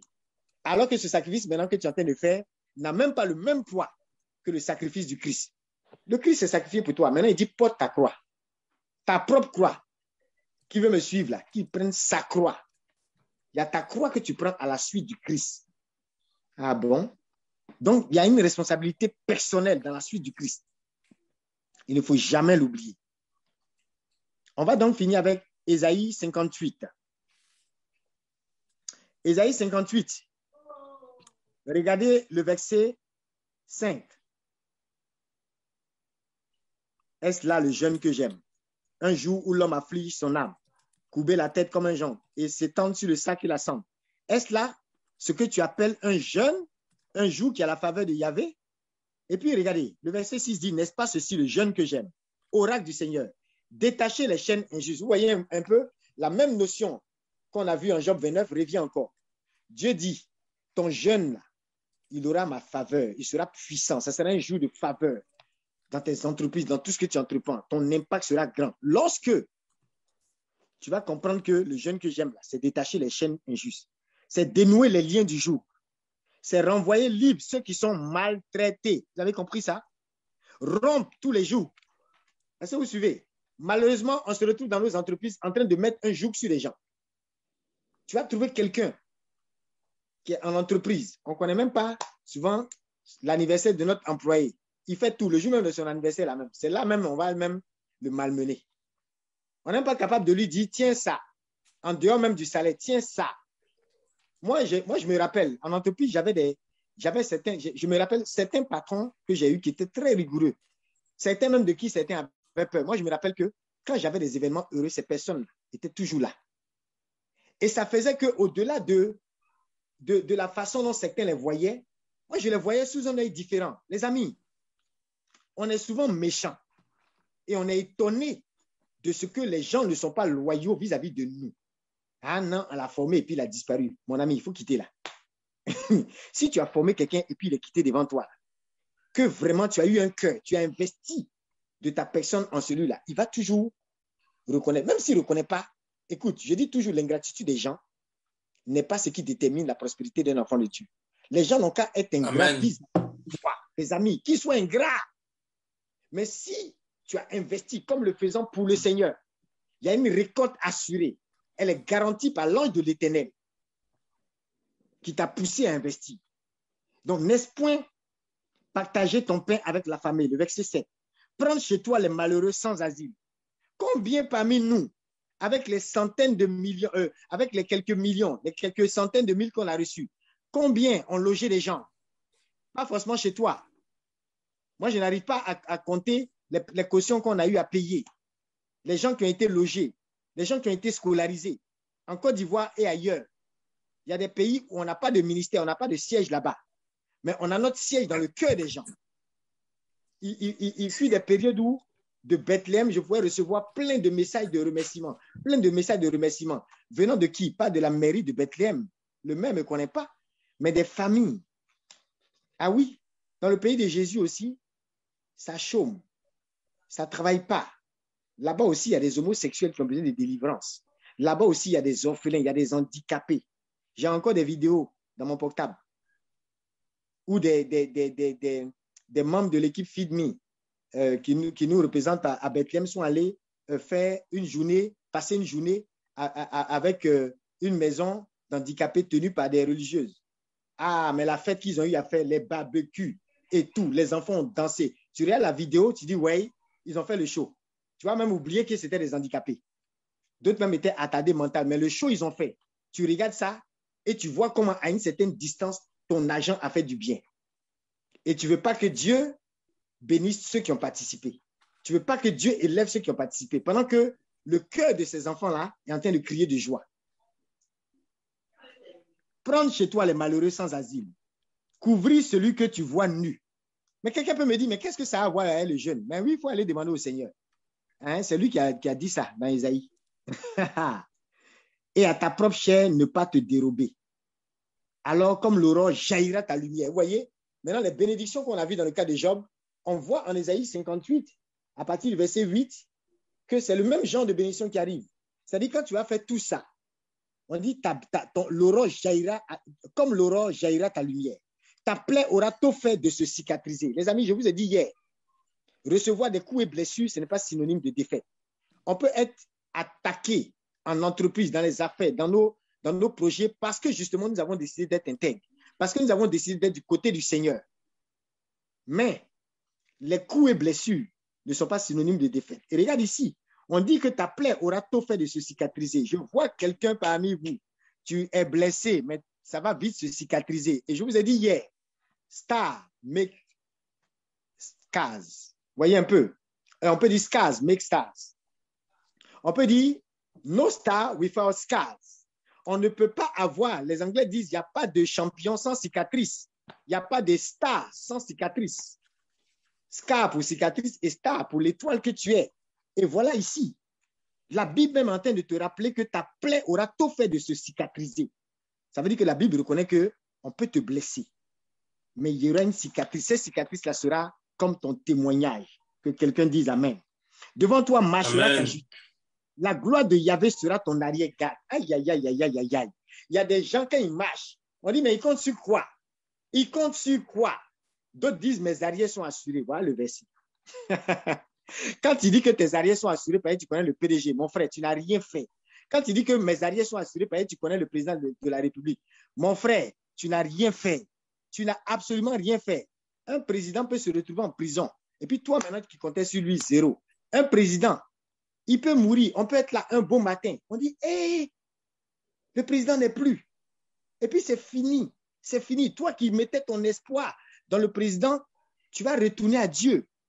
Tu sauras que c'est Dieu même qui détenait le souffle du président dans ses mains.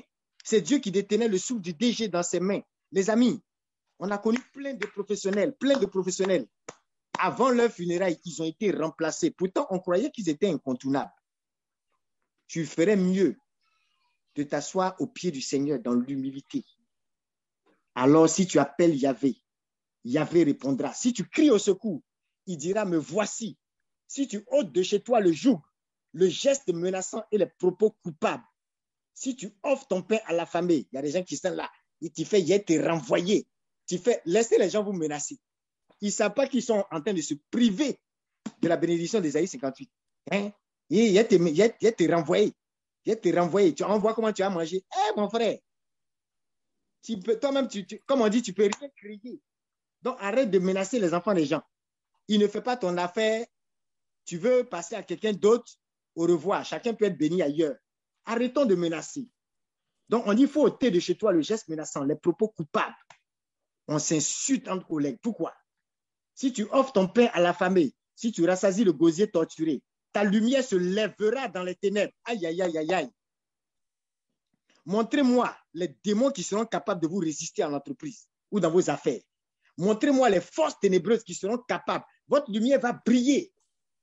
Amen. Et elle se lèvera dans les ténèbres. Ton obscurité sera comme le plein midi. Amen. Il y a un saint qui disait, en Marie, le soleil de Dieu ne fait pas d'ombre. Oh, le jour où j'ai vu ça, j'ai dit, c'est vrai, hein, la vieille mère qui a donné naissance à l'étoile brillante du matin, comment il peut avoir ombre en elle? Le soleil qui est sur elle là, c'est matin, c'est midi, c'est soir, ça brille seulement. C'est ça on dit.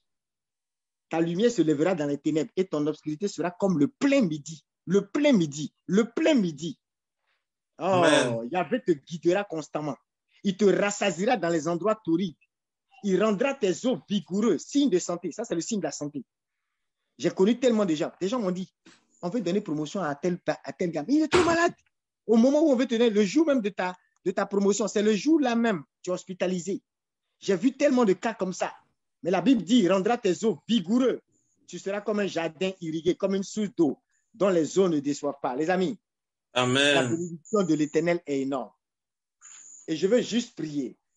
Je veux juste que quelqu'un de là où il est élève la voix et prophétise sur sa propre vie. C'est vrai, nous aurons certainement le temps ce week-end pour ceux qui seront à Hébron et la semaine prochaine, certainement avec le RPCI, le temps de prier en présentiel. Mais je voudrais déjà que quelqu'un de là où il est élève la voix et déclare que à partir de cet instant, la puissance de la sorcellerie dans ses affaires ne sera pas quelque chose qui aura une emprise sur lui. Déclare que là où tu es, la force des ténèbres ne va pas résister au poids de l'influence divine dans ta vie. Tu as vu ce qu'on a cité, c'est plus important que le sorcier qui se lève contre toi.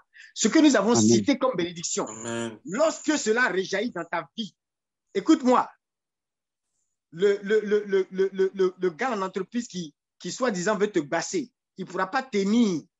C'est lui-même qui va se confesser. Et ta vie sera plutôt une source de délivrance pour lui.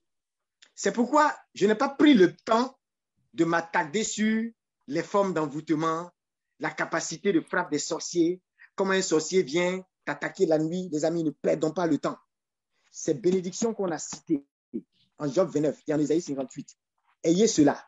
Ce que Dieu dit de faire pour entrer dans ce mystère-là, entrez dedans. Vous allez voir quel diable. Écoutez, pendant que tu élèves la voix, écoute-moi. Il y a un homme dans un pays de la sous-région, c'est une histoire réelle. Quelqu'un, un prophète qui était très précis, qui a prophétisé sur lui, qui a dit, le gars quand il prophétise là, c'est tout vrai. Et le gars lui a dit, ah, mon frère, Dieu dit, il faut mettre ta maison en ordre parce que tu vas mourir cette année. Mon frère, on ne peut pas négocier. Il s'en prie, il vient, il dit non. Le Seigneur dit, c'est fini. Tu t'en vas cette année. Le gars dit, bon, comme tu es tellement sûr, au moins, est-ce que tu peux prier avec moi pour que le Seigneur me garde jusqu'au 31? Tiens, le gars, il avait un plan dans la tête. Il s'est dit, le 31, je vais aller à une vigile dans tel camp de prière. Il l'a localisé, il savait. Il y a un homme de Dieu dans son pays. tous les braqueurs et les occultes qui ont arrêté ces enfants spirituels, dès qu'ils ont su que c'était les enfants spirituels du gars, ils leur ont donné même transport, pas donné. Dites à votre père qu'on ne vous a pas touché. T'es un transport, retournez, pardonnez. Amen. On vous a pas touché. Mais vous avez vu, on ne vous a pas touché, pardonnez. Oh. Priez pour nous. Oh. Des occultes, des ritualistes ont toujours lâché ces enfants. Donc, il a localisé ça. Il dit, si le Seigneur peut me garder en vie jusqu'au 31, je vais fuir pour aller faire la vigie dans cet endroit. Donc, avec l'homme de Dieu qui avait prophétisé, ils ont prié et effectivement, il a vécu jusqu'au 31 de l'année en question. La menace sur sa vie était sérieuse. Il devait effectivement mourir. Et le 31 matin, fiard, il n'a pas attendu la nuit. Il est allé dans le camp. Et puis maintenant, quand il est arrivé dans le camp, il dit, maintenant, vous, esprit de mort, je vous attends. Il dit, je veux voir quel mort aura le courage de venir me trouver dans ce camp de prière. Le gars a vécu et il est mort vieux. Les amis, ne jouez pas avec l'onction. Toi, quand c'est chaud, que les gens t'attaquent de partout, tu te réfugies où? Dans quelle demeure? Quelle est la présence de Dieu? Tu te caches où? Les gens ont leur bois sacré pour te malmener. Ton nom est dans tous les hôtels sataniques du pays. Mais toi, tu te réfugies où? Je n'ai pas dit de prendre ton père spirituel comme une couverture spirituelle. Jésus est suffisant. Mais Jésus, là, comment tu démontres que Jésus est ta couverture? Comment? On vous a donné le secret aujourd'hui. Persévérez et vous verrez la gloire de Dieu se lever. Ayez comme du crédit avec le Seigneur. Je parle à quelqu'un. Il y a un témoignage qui me revient et je sens que ça concerne vraiment quelqu'un.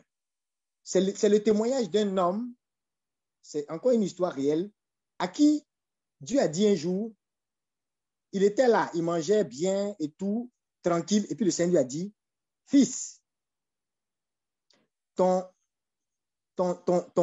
frère qui est à Londres est sur le point de mourir. si tu ne vas pas dans une semaine, il est parti. En temps, le gars en question qui devait mourir dans une semaine, c'était un des plus grands participants à son œuvre de ministère. Le gars supportait par ses idées, par ses talents, par ses ressources. Il était vraiment quelqu'un. Vous voyez, le genre de personne, vous ne pouvez pas les laisser mourir comme ça. Donc, il a dit quoi, Seigneur? Un tel gars, merci Seigneur, il a pris son billet d'avion. Il s'est retrouvé à Londres. Et quand il a vu son ami, alors que l'ami ne lui avait pas dit ce qu'il vivait, quand il a vu le frère, il a compris que la prophétie était authentique. Le frère était effectivement dans un état lamentable. Il était pratiquement déclaré même mort. Pour la médecine, il n'y avait plus rien à faire. Vous savez ce qui s'est passé? Il a prié le Seigneur pour dire, Seigneur, toi-même tu vois, actuellement là, regardez, qui est en train de faire avancer l'œuvre? Qui est là, Seigneur, quand les idées doivent sortir, quand les compétences, les talents, les ressources doivent sortir, Seigneur, ton fils est là. Il s'est mis à genoux, il a prié avec son frère. Le gars a vécu et il est mort vieux. Ce sont des réalités. Et il s'est posé la question, il dit, mais qu'est-ce qui peut emmener le Seigneur à se déranger pour venir me donner un tel secret? Je ne savais pas que mon frère est en train de mourir. Mais comment le Seigneur a pu me donner un tel secret? Et puis il a dit, c'est parce que ce gars avait un secret, avait un crédit avec le Seigneur.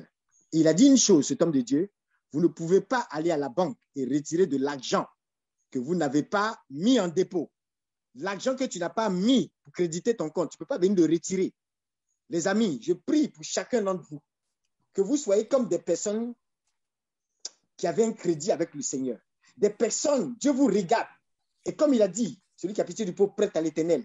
Dieu même vous regarde et puis on a le sentiment quand on voit la faveur de Dieu se déployer dans vos vies que Dieu vous doit. Alors qu'en réalité, Dieu il ne vous doit rien. Mais lorsque vous marchez avec lui, il dit, je dois donner tes choses à mon enfant. Je dois faire ça. Cacherai-je ce que je vais faire à Abraham? Dieu libère ses secrets. Il libère ses secrets.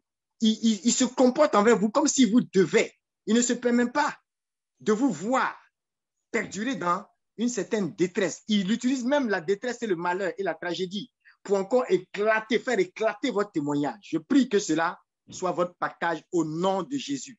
Je prie que vous puissiez, dans la banque du Seigneur, faire des dépôts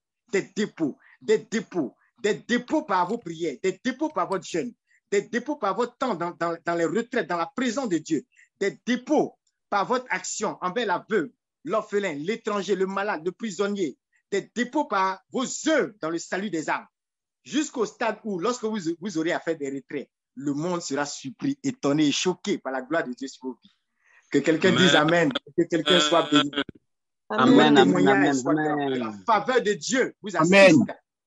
Et que la main de l'Éternel jamais ne soit ôtée du dessus de vos vies. Si une maladie était dans la vie de quelqu'un qui, à cause d'une attaque concernant sa position professionnelle, je déclare cette personne guérie et restaurée au nom de Jésus. Amen. La puissance des ténèbres qui avait envahi et qui avait comme voilé ta percée professionnelle, ta percée en affaires, je prie que les bénédictions d'Ésaïe 58 et de Job 29 s'attachent à ta personne, en sorte que la puissance des ténèbres capitule, qu'il y ait comme un déménagement total des forces des ténèbres dans ta vie. Oh, je sais que quelqu'un a parti à faire des songes prophétiques. Je sais que quelqu'un à partir de cette va recevoir la gloire de Dieu dans une rare dimension. Tu n'auras pas à invoquer trop le sang de l'agneau, parce que le sang de l'agneau est déjà en train de couler dans ta maison, en train de couler dans tes affaires, dans ton entreprise. Le Christ lui-même est présent et son sang ne peut pas te faire défaut. La gloire de Dieu est sur quelqu'un et je sais que les témoignages vont pleuvoir au sortir de ce séminaire. À partir de cette nuit, la grâce de Dieu est relâchée. La faveur divine est ton partage. Le ciel est ouvert sur les finances de quelqu'un. Amen. Ce qui était bloqué est débloqué. Et personne ne peut contester la grâce de Dieu dans ta vie.